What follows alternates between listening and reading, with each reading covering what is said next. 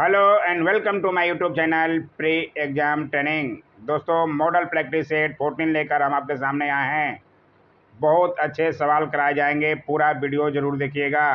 अगर आपको cut off पार करना है एग्ज़ाम में तो बिल्कुल एग्ज़ाम जैसे सवाल होंगे। लाइक ज़रूर कीजिएगा और चैनल को जो लोग सब्सक्राइब नहीं किए हैं कर लेंगे अगर अच्छा लगे तो उनको। आइए देखें आज का पहला सवाल। नीतीश कुमार ने अपने राजनीतिक जीवन की शुरुआत किस राजनीतिक दल के साथ की है? बहुत ही अच्छा सवाल है। ऐसे सवाल पासवान जी पर पूछ चुका है 66 बीपीएससी में। ये जो है अभी वर्तमान में किस दल के हैं? जनता दल यूनाइटेड, जेडीयू, सब लोग जानते होंगे और 7वीं बार मुख्यमंत्री बने हैं।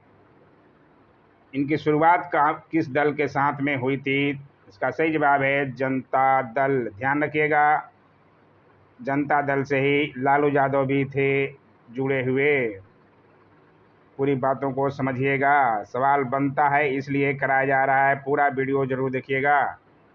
निम्नलिखित में से किस शासक के पास एक शक्तिशाली नौसेना थी? चोल के पास, पांड्या के पास, चेर के पास या पल्लव के पास? इसका सही जवाब है चोल के पास जो है एक शक्तिशाली नौसेना थी। ध्यान रखिएगा, चोल वंश के संस्थापक कौन थे? विजयालय। 850 से 87 ईस्वी तक था। इसकी राजधानी तंजाए यानी कि तंजौर या तंजौर थी। नोट करते हुए चलिएगा। सवाल बनता है, स्थानीय स्वशासन चोल प्रशासन की मुख्य विशेषता थी। 66 बीपीएससी का पूछा हुआ सवाल है ये लाइन।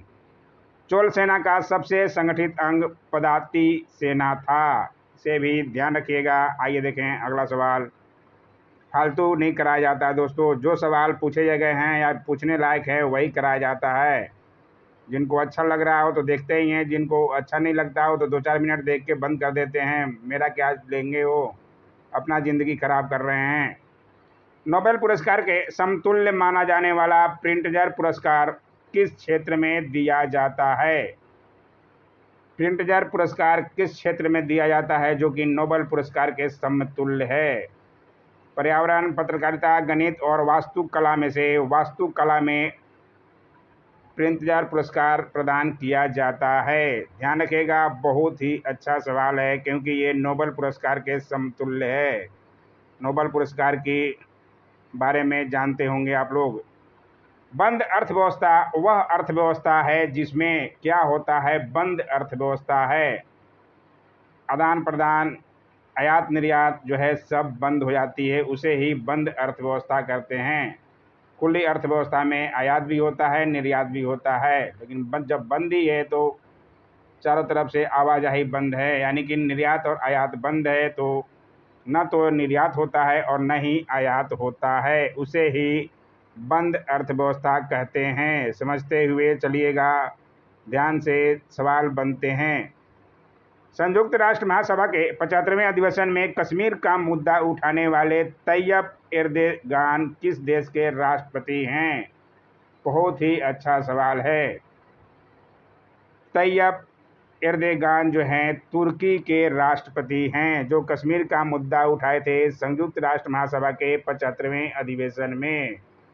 बहुत ही अच्छा सवाल है और नोट जरूर कीजिएगा अगर नहीं जानते हैं तो। आइए देखें अगला सवाल। निम्नलिखित में से कौन सा देश क्वाड समूह का सदस्य नहीं है? क्वाड के बारे में कल ही के वीडियो में मैंने बताया था, पूरा युद्ध अभ्यास बताया था, उसमें क्वाड के बारे में पूरा डिटेल बताया था। कौन कौन से देश शामिल हैं इसमें? क्वाड में 4 देश शामिल हैं, भारत, जापान, अमेरिका और ऑस्ट्रेलिया। इसमें कौन सा तीसरा नहीं है? जर्मनी जो है इसमें शामिल नहीं है। ऐसे ही सवाल बनते हैं, आप ध्यान से रखिएगा। ये थोड़ा डिटेल दिखा दें क्वाड के बारे में। QUAD क्वाड का अर्थ है क्वाड्रिलेटरल सिक्योरिटी डायलॉग। ध्यान रखिएगा, इसे भी फुल फॉर्म भी सवाल बनता है। इसके अंतर्गत 4 देश भारत, जापान, ऑस्ट्रेलिया और अमेरिका आते हैं। इसका गठन साल 2007 में जापान के तत्कालीन प्रधानमंत्री शिंजो अबे द्वारा किया गया था। पूरी बातों को समझिएगा और नहीं जानते हैं तो नोट कर लीजिएगा। आइए देखें अगला सवाल। निम्नलिखित में से कौन सा कथन सत्य है? लाइसोसोम गोल आकार की एक परत वाली झिल्ली से घिरी संरचना होती है। गोलाकार तो होती है, सही है। लाइसोसोम में लगभग 18 प्रकार के एंजाइम पाए जाते हैं। लाइसोसोम को प्रोटीन की फैक्ट्री के नाम से जाना जाता है। नहीं, राइबोसोम को जाना जाता है प्रोटीन की फैक्ट्री। नोट कर लीजिएगा, सवाल बनता है राइबोसोम, लाइसोसोम नहीं है। लाइसोसोम की खोज डी दुबे ने किया था, ये सही है। यानी कि 2 सही हैं इसमें, इसके लिए आंसर जो है ई हो जाएगा।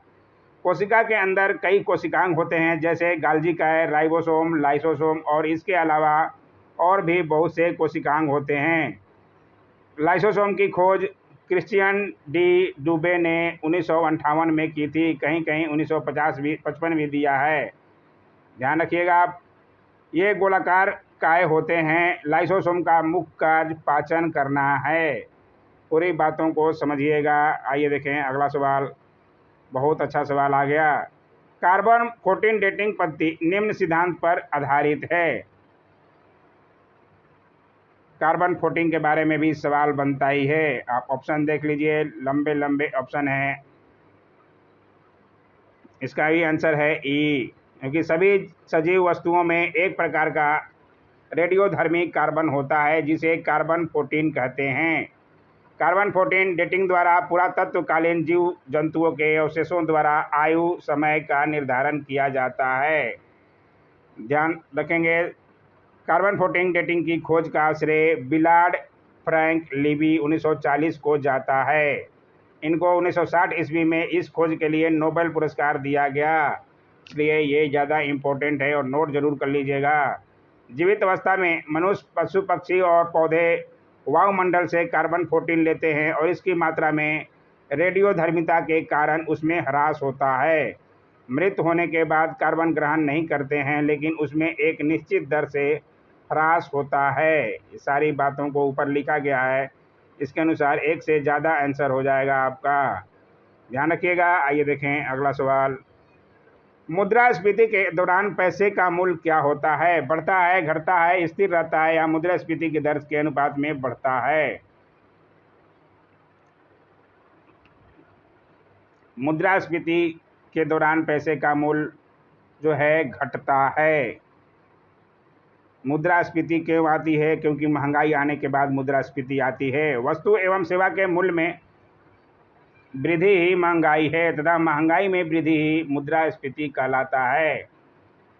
पूरी बातों को समझते हुए चलेंगे, आपका गलती नहीं होगा एग्जाम में।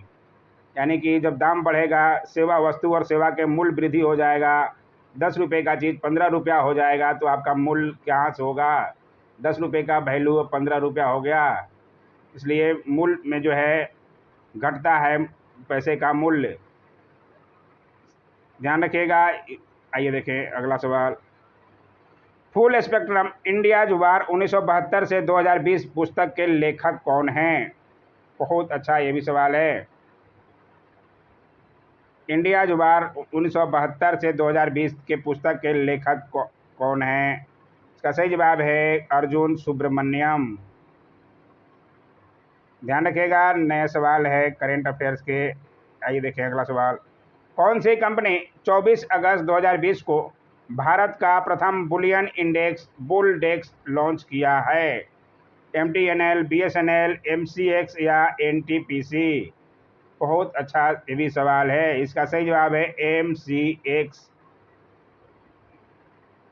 ध्यान रखिएगा। देश के सबसे बड़े वायदा बाजार multi commodity exchange of India MCX ने देश का पहला बुलियन इंडेक्स MCX बुलडेक्स लॉन्च किया है। देश का यह पहला बुलियन इंडेक्स है जिससे सोने और चांदी में ट्रेड का प्रोत्साहन मिलेगा और वॉल्यूम बढ़ेगा। पूरी बातों को ध्यान रखिएगा, पहला है इसलिए ज़्यादा नोट कर लीजिएगा। देश का पहला बुलियन इंडेक्स है MCX बुलडेक्स। निम्नलिखित में से कौन से मामले में भारतीय रिजर्व बैंक वाणिज्यिक बैंक को नियंत्रित करता है? भारतीय रिजर्व बैंक वाणिज्यिक बैंकों को नियंत्रित करता है। इसमें से एक से ज़्यादा ही हो जाएगा। शाखा विस्तार, बैंकों का विलयन, बैंकों का समापन, परिसंपत्तियों की तरलता में मदद करता ही है रिजर्व बैंक, इसलिए आंसर जो है ई हो जाएगा। ध्यान रखिएगा ई ऑप्शन क्यों हुआ। पिटमय मृदा पिट साइल्स कहाँ मिलती है। पिटमय मृदा यानी पिट सॉइल्स जो है कहाँ मिलती है। केरल, महाराष्ट्र, आंध्र प्रदेश और कर्नाटक में से केरल में मिलता है। ध्यान रखिएगा, बहुत अच्छा सवाल है ये भी। आइए देखें अगला सवाल। बिहार पंचायती राज अधिनियम किस वर्ष में लागू किया गया था। बहुत अच्छा सवाल है। बिहार का एग्जाम दे रहे हैं और भी बीपीएससी ऑडिटर का, तो ये जरूरी है आपको जानना।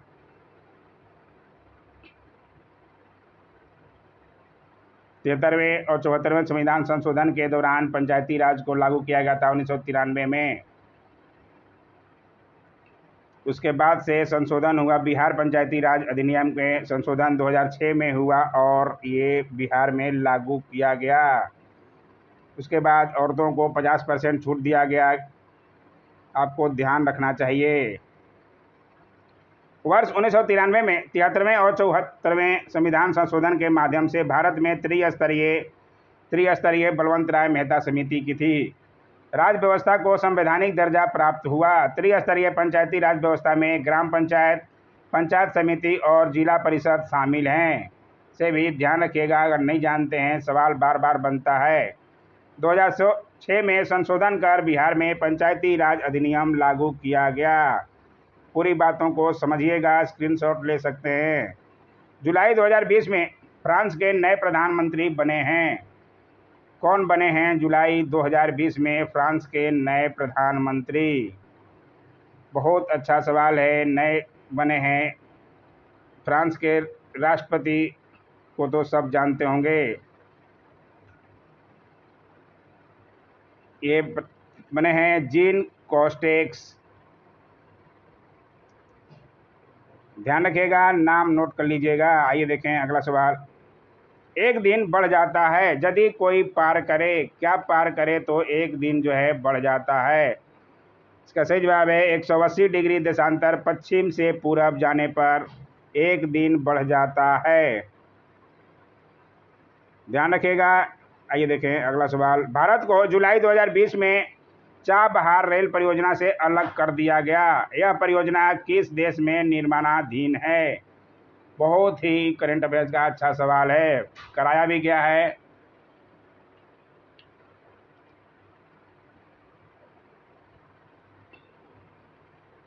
इसका सही जवाब है ईरान से भारत को जो है निकाल दिया गया है।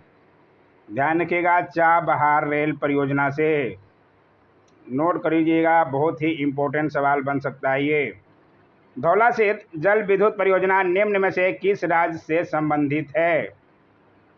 कर्नाटक, हिमाचल प्रदेश, पश्चिम बंगाल और सिक्किम में से धौला सेत जल परियोजना जो है हिमाचल प्रदेश से संबंधित है।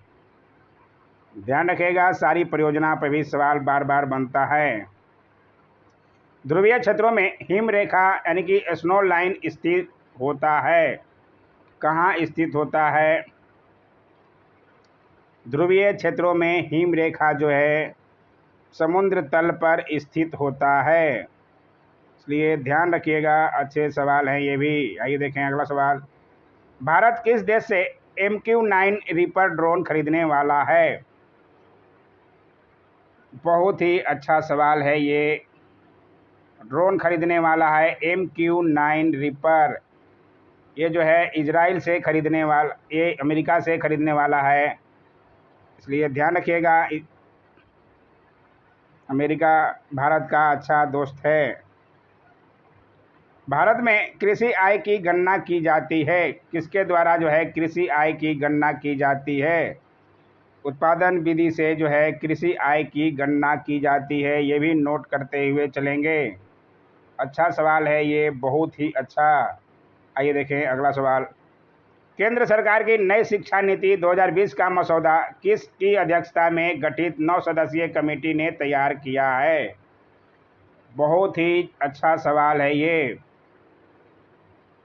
किसकी अध्यक्षता में गठित 9 सदस्यीय कमेटी ने तैयार किया है नई शिक्षा नीति 2020। इसका सही जवाब है के कस्तूरी रंगन की अध्यक्षता में। नहीं जानते हैं तो नोट जरूर कीजिएगा, सवाल यहाँ से बनना ही है। नई शिक्षा नीति 2020 भारत की शिक्षा नीति है जिसे भारत सरकार द्वारा 29 जुलाई 2020 को घोषित किया गया। डेट भी जरूर ध्यान रखिएगा, 1 साल तक आपको ये डेट ध्यान रखना पड़ेगा। 2021 में पूरे एग्जाम में सन 1986 में जारी हुई नई शिक्षा नीति के बाद भारत की शिक्षा नीति में यह पहला नया परिवर्तन है। यह नीति अंतरिक्ष वैज्ञानिक के कस्तूरी रंगन की अध्यक्षता वाली कमेटी की रिपोर्ट पर आधारित है। अच्छा लगे तो don't forget to like, share, comment and subscribe जरूर करना है दोस्तों। डोंट फॉरगेट यहाँ भूल गया है। सूर्य के परिप्रेक्ष्य में चंद्रमा का परिक्रमण काल है। क्या है? सूर्य के परिप्रेक्ष्य में चंद्रमा का परिक्रमण काल एक संयुक्ति यानी कि महीने के बराबर है। ध्यान रखिएगा। आइए देखें अगला सवाल। वर्ष 1951 में भारत में जनघनत्व 117 व्यक्ति प्रति वर्ग किलोमीटर था, जो 2011 में बढ़कर कितना व्यक्ति प्रति वर्ग किलोमीटर हो गया है? बहुत ही अच्छा सवाल है। जनगणना पे सवाल तो बनता ही है, वो पूरा ध्यान रखना ही पड़ेगा। बिहार की जनगणना भी कराया गया है और भारत की जनगणना भी अलग से वीडियो बनाया गया है। जो लोग नहीं देखे हैं जरूर देखें, बहुत अच्छा सवाल है। इसका सही जवाब है 382 व्यक्ति प्रति वर्ग किलोमीटर। ध्यान रखिएगा, बहुत अच्छा सवाल है। 2011 में भारत का जनसंख्या घनत्व 382 व्यक्ति प्रति वर्ग किलोमीटर था। आइए देखें अगला सवाल। ज्वार भित्ति यानी कि टिडल बोर क्या है? टिडल बोर क्या है? ज्वार भित्ति जो है नदी के मुहाने पर ऊर्ध्व प्रवाह में चलने वाला उच्च ज्वारीय तरंग होता है। ये ध्यान रखिएगा, अच्छा सवाल है ये। आइए देखें अगला सवाल। संगीत के क्षेत्र में उत्कृष्टता के लिए निम्नलिखित में से कौन सा पुरस्कार दिया जाता है? सरस्वती सम्मान, तानसेन सम्मान, व्यास सम्मान और बोरलॉग पुरस्कार में से कौन सा पुरस्कार दिया जाता है? संगीत के क्षेत्र में सबको पता होगा, संगीत तानसेन, ग्वालियर के तानसेन, अकबर के दरबार में रहने वाले। नाम ध्यान रखिएगा, संगीत के क्षेत्र में तानसेन सम्मान दिया जाता है। आइए देखें अगला सवाल। भावना डेहरिया हैं क्या हैं? पर्वतारोही, टेनिस खिलाड़ी, क्रिकेट खिलाड़ी या सामाजिक कार्यकर्ता? भावना डेहरिया जो है पर्वतारोही है। ध्यान रखिएगा, बहुत ही मशहूर हुई हैं ये भावना डेहरिया। मध्य प्रदेश के जिला छिंदवाड़ा के ग्राम तामिया में जन्मी एक भारतीय पर्वतारोही है। वह 22 मई 2019 को माउंट एवरेस्ट के शिखर सहित दुनिया के 4 महाद्वीप के सबसे ऊंचे शिखर पर भारत का तिरंगा फहराकर देश का नाम रोशन कर चुकी हैं। इन्हें भी जरूर ध्यान रखिएगा। आइए देखें अगला सवाल। निम्नलिखित में से कौन सा भारत के कुछ भागों में पीने के जल में प्रदूषक के रूप में पाए जाते हैं? आर्सेनिक, सार्बिटोल, फ्लूओराइड या फॉर्मेल्डिहाइड में से इसमें भी एक से ज़्यादा हो जाएगा तो ई ऑप्शन हो जाएगा। प्रदूषित जल में बहुत कीड़े मकोड़े हो जाते हैं। टोक्यो ओलंपिक 2020 में कांस्य पदक जीतकर लगातार 2 ओलंपिक में पदक जीतने वाली भारत की प्रथम महिला कौन बनी है? टोक्यो ओलंपिक 2020 जो अभी हाल ही में समापन हुआ 2021 में, इसी महीने समापन हुआ, कल ही। कोरोना काल के कारण 1 साल लेट से हुआ, लेकिन इसमें कौन सी जो है भारत की प्रथम महिला बनी है 2 बार ओलंपिक में पदक जीतने वाली? सबको ध्यान रखना होगा। सवाल यहाँ से बहुत ही बन सकता है अच्छा सवाल। पीवी सिंधु जो है 2 बार लगातार टेनिस में 2 ओलंपिक में जीत चुकी हैं, रियो ओलंपिक और इसमें। ध्यान जरूर रखिएगा, नहीं जानते हैं तो। वैसे तो आप जानते ही होंगे, खेल के तो सब जानते हैं। ग्लोबल रियल एस्टेट पारदर्शिता सूचकांक ग्रेटी 2020 में भारत की रैंक कौन सी है? ग्लोबल रियल एस्टेट पारदर्शिता सूचकांक में भारत की रैंक 34वीं है। ध्यान रखिएगा क्या है ये, आइए डिटेल में दिखा दें। जॉन लॉन्ग लॉसेस यानी कि JLL द्वारा अपना द्विवार्षिक global real estate transparency index जो है जारी किया गया। GRETI अचल संपत्ति बाजार पारदर्शिता का एक अनूठा बेंचमार्क है। और विदेशी बाज़ारों में काम करने वाली कंपनियों के लिए एक ज़रूरी मार्गदर्शिका है। इसमें 99 देशों और क्षेत्रों सहित 163 शहरों को कवर किया गया है। भारत की रैंक 34वीं है, इसे भी ध्यान रखिएगा। आइए देखें अगला सवाल। विश्व के सबसे बड़े ऑप्टिकल टेलीस्कोप TMT कहाँ प्रस्तावित है? बहुत ही अच्छा सवाल है। सबसे बड़े, अब आप प्रथम को ध्यान रखना ही पड़ेगा। विश्व के सबसे बड़े ऑप्टिकल टेलीस्कोप TMT मौना द्वीप हवाई द्वीप में प्रस्तावित है। ध्यान रखिएगा, अच्छा सवाल है ये। नहीं जानते हैं ज़रूर नोट कीजिएगा। दुनिया के सबसे बड़े ऑप्टिकल टेलीस्कोप TMT का निर्माण हवाई द्वीप समूह के मौना की द्वीप पर किया जा रहा है, अतः इसे हवाई टेलीस्कोप के नाम से भी जाना जाता है। Like, share, comment and subscribe जरूर करना है दोस्तों। न्यूनतम परागम शक्ति किरण कौन सी है? अल्फा किरण, गामा किरण, बीटा किरण या एक्स किरण में से न्यूनतम परागम शक्ति जो है अल्फा किरण होती है। इसे भी नोट जरूर कीजिएगा। न्यूनतम परागम शक्ति किरण अल्फा किरण है। इन किरणों की भेदन क्षमता न्यूनतम होती है। इसे एक कागज के पन्ने द्वारा भी बाधित किया जा सकता है, इसलिए ध्यान रखिएगा। अच्छा सवाल है ये। हिंद स्वराज के लेखक हैं। हिंद स्वराज के लेखक कौन थे? सब लोगों को ज्ञात होना चाहिए, महात्मा गांधी जी। नाम तो सुने ही होंगे। हिंद स्वराज के लेखक महात्मा गांधी हैं, इन्हें कौन भुला सकता है। इसलिए नोट कर लीजिएगा, नहीं जानते हैं तो। पुस्तक ए प्रेयर फॉर ट्रेवल्स के लिए किसे पेन हेमिंग्वे अवार्ड 2020 से सम्मानित किया गया? पुस्तक ए प्रेयर फॉर ट्रेवल्स के लिए 2020 में अवार्ड दिया गया। ये इनके किसको सम्मानित किया गया? इसका सही जवाब है रुचिका तोमर जी को। ध्यान रखिएगा, ये प्रेयर फॉर ट्रेवल्स के लिए पेन या हेमिंग्वे अवार्ड 2020 से सम्मानित किया गया। आइए देखिए आज का आखिरी सवाल। 35 सवाल लिए गए हैं दोस्तों। निम्न में से एक परमाणविक यानी कि एटॉमिक गैस है। नाइट्रोजन, हाइड्रोजन, क्लोरीन और हीलियम में से एटॉमिक गैस कौन सी है? इसका सही जवाब है हीलियम जो है परमाणविक यानी कि एटॉमिक गैस है। से भी ध्यान रखिएगा, अच्छे सवाल हैं ये भी। आज का वीडियो कैसा लगा ज़रूर बताइएगा। Don't forget to like, share, comment and subscribe my YouTube channel. Thanks for watching my YouTube channel.